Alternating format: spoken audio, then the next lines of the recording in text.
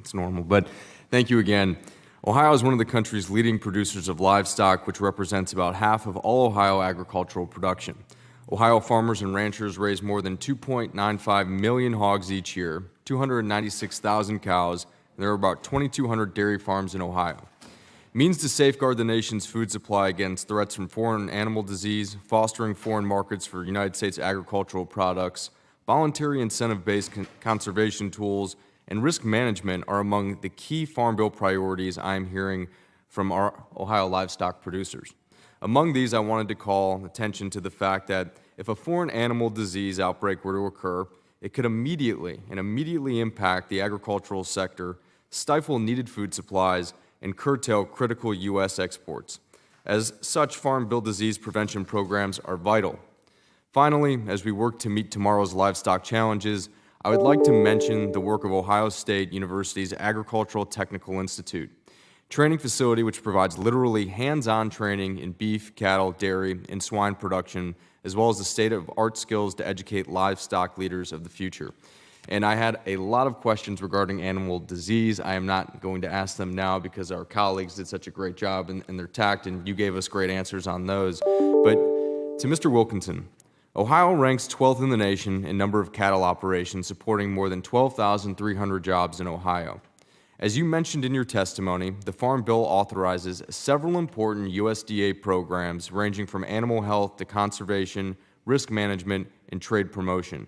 Can you expand on these priorities, including conservation, beef checkoff, and reinforcement disaster programs?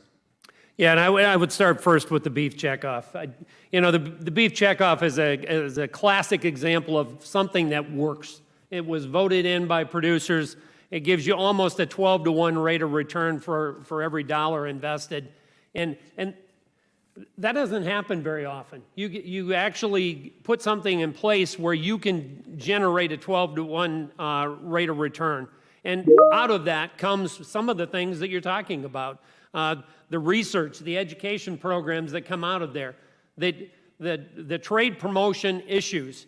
And yet we continue to have members of Congress that want to take a shot at it that are directly based on what I believe are animal activists that want to put us out of business.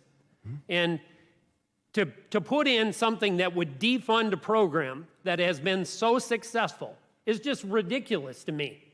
And I don't understand how animal rights activists can get a member of Congress to substantiate that argument and to put it forward, because all it does is prove that there's an ignorant population out there that doesn't know what they're talking about when they're trying to defund the checkoff.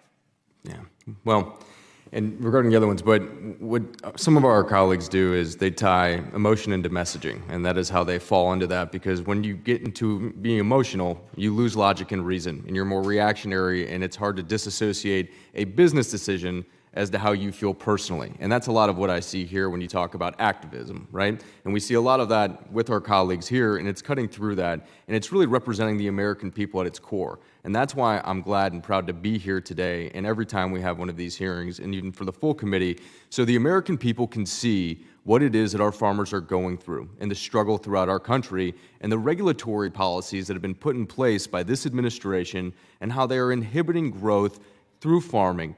Food is national security. People say that all the time. I feel as if when they say that, it's cute fodder. They truly don't understand where we are within this country and the regulatory policies that have been implemented on you all, and you are the ones dealing with it every single day. So I thank you for your time. I truly appreciate all of you being here. Mr. Chairman, I yield back. Thank you.